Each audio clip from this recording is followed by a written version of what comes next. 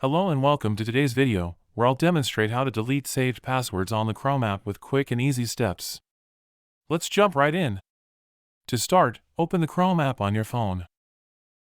Once in Chrome, tap the three dots menu in the top right corner. From the drop-down menu, select Settings. Within Settings, tap Password Manager. Here, you'll find all your saved passwords. If none appear, tap the blue icon in the upper right corner to sync your account, then tap Continue. Now, you'll see your saved passwords. To delete one, tap the website associated with it. A pop-up will appear. Tap Settings. If you don't have a screen lock, you'll need to set one up.